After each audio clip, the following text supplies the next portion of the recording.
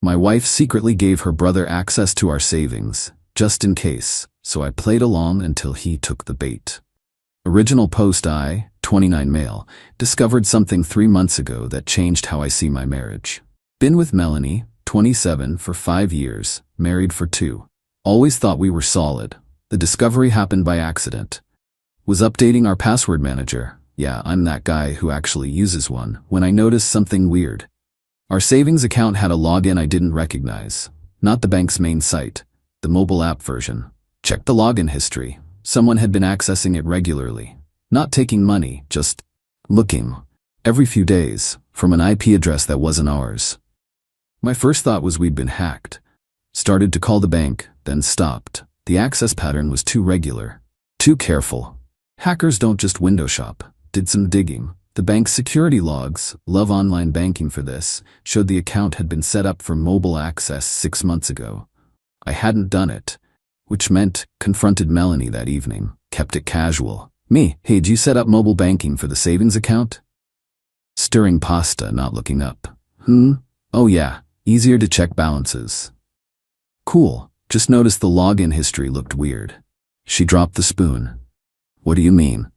Multiple logins from different IP addresses. Her face did this thing, like cycling through excuses in real time. Finally landed on defensive. Melanie, I sometimes check from work and my phone, different networks. At 2 a.m. from across town? Silence. Then the tears started. Okay, I gave Garrett the login. Garrett, her disaster of a brother, 31 years old, chronic entrepreneur who'd burned through every family member's goodwill and credit. Me, you gave your brother access to our savings? Just to look. He's not taking anything. Why would he need to look at our savings? He's family. He was having a rough time, and seeing that we're doing okay motivates him. Motivates him to what? To get his life together, to see what's possible. The logic was so twisted, I actually laughed. So you gave him a window into our finances without telling me? I knew you'd overreact, like you are right now. He's not hurting anything. The hurting is that you did this behind my back. It's my money too. Which is why you should have asked. She stormed off, slept on the couch that night, her choice, not mine. Here's the thing, I could have changed the password right then. Locked Garrett out, had a big fight with Melanie, but something stopped me. See, I know Garrett. Know his pattern. He doesn't just look, he builds up to taking, tests boundaries. Melanie gave him a loaded gun and told him not to shoot. So I decided to wait and prepare. Update 1. Took 2 weeks of careful planning. First, I had to understand the full situation without tipping anyone off. Started documenting everything. Every login from Garrett's IP, screen recordings of our normal balance, about $32, not rich, but we'd saved hard. Created a separate tracking spreadsheet. Then Melanie let something slip during another argument about household finances. Melanie, you're so paranoid about money. No wonder Garrett says you're controlling.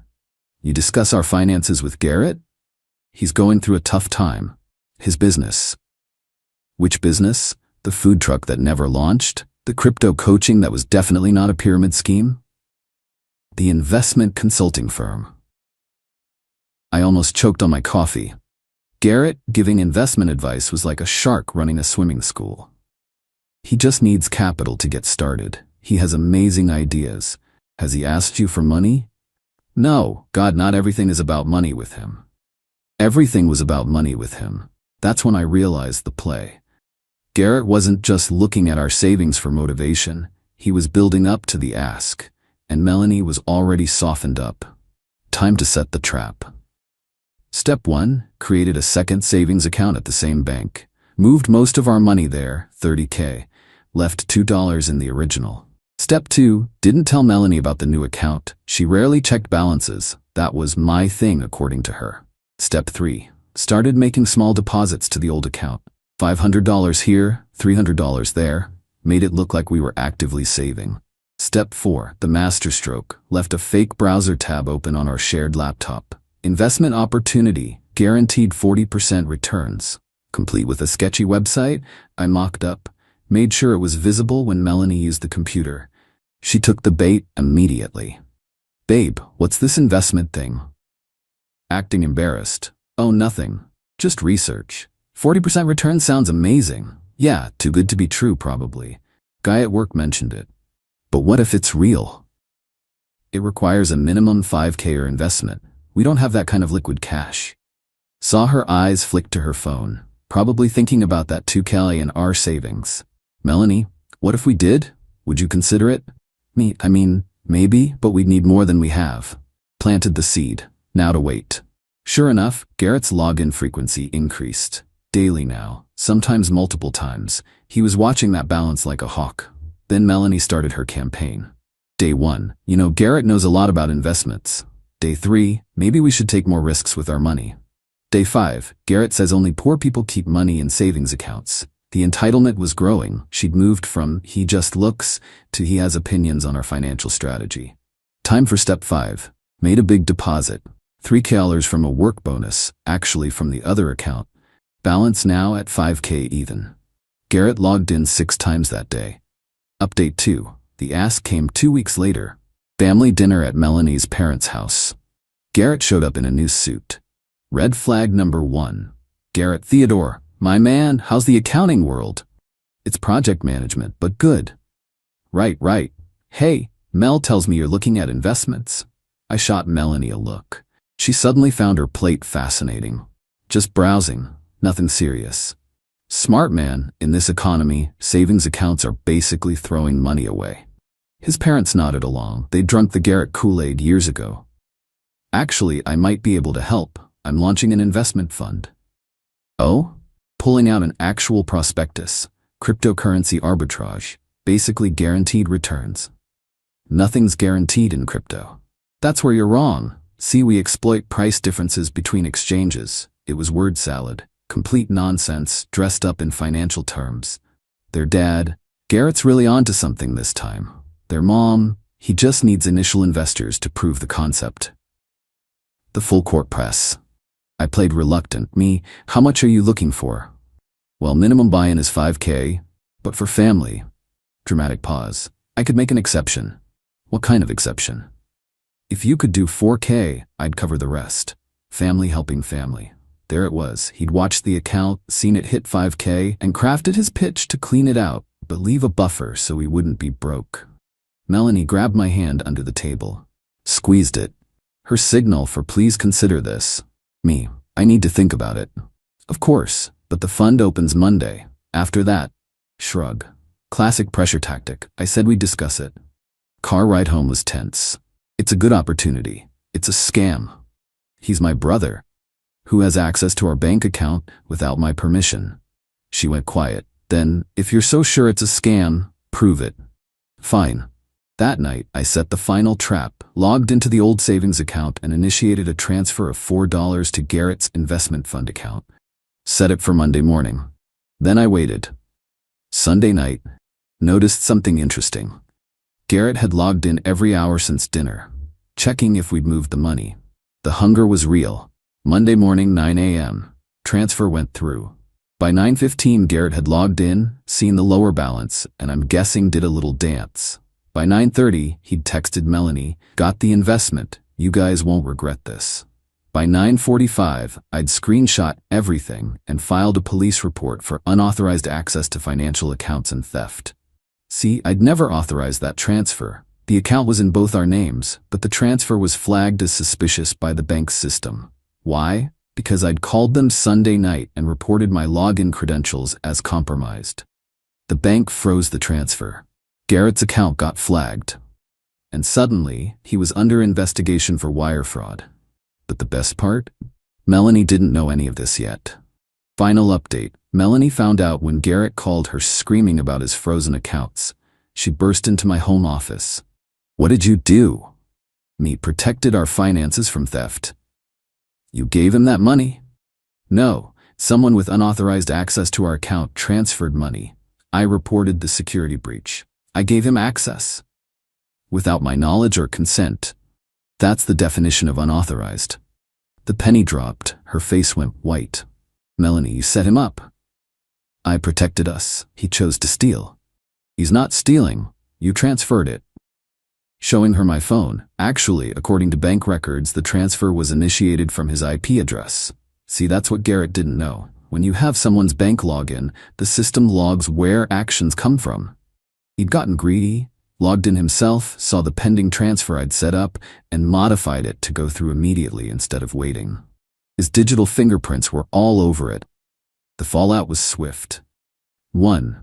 Bank investigation revealed Garrett had been accessing the account for 6 months without authorization. They had every login documented.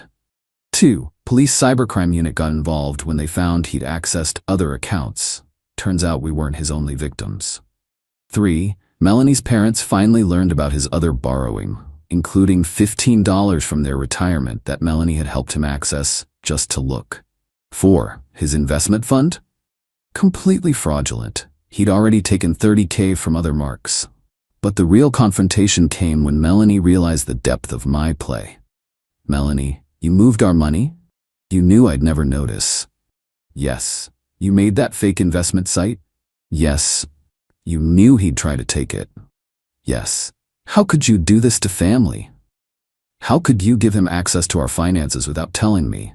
How could you discuss our money with him? How could you pressure me to invest in his scams? I was trying to help him. By sacrificing us, when would it have stopped? When he drained us dry. She couldn't answer. The marriage counseling started 2 weeks later. Garrett got arrested for wire fraud and identity theft.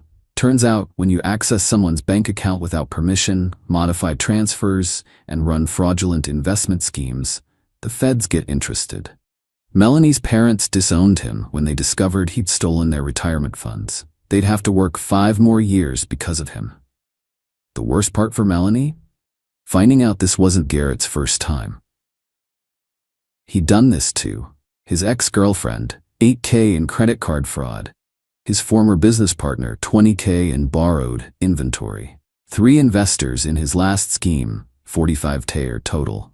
He'd just never faced consequences because family kept bailing him out. We're still in counseling. Trust is shattered, but we're working on it. Melanie had to confront her enabling pattern, how her helping was actually hurting everyone, including Garrett. The conditions for staying together: 1. Complete financial transparency. 2. She testifies truthfully in Garrett's trial. 3. No more financial secrets. 4. Joint decisions on everything over $100. Some people think I went too far, that I should have just changed the passwords and moved on. But here's the thing. Garrett would have just found another way, another victim. He'd been escalating for years because nobody stopped him. Sometimes protecting your family means protecting them from themselves. Garrett's trial is in 3 months. He's looking at 5 to 10 years. His lawyer reached out about a plea deal if we drop charges. Melanie wanted to consider it. I pulled up our bank history, showed her every time he logged in, every time he checked our balance, calculated the hours he spent planning to rob us. He spent hours over 6 months casing our finances. That's premeditation. She signed the victim impact statement that night. The $30K in our other account? Still there, still growing. Now with proper security and no unauthorized family access. And Melanie's relationship with her family? Strained but healing. They finally see how their enabling created a monster. Last week she told me something. Melanie, I'm glad you stopped him. I never would have. Yeah, I know. I mean it. I'd have let him drain us, just like Mom and Dad. That's why I had to. Trust is earned in drops and lost in buckets. We're still collecting drops, but at least now nobody else has access to the bucket.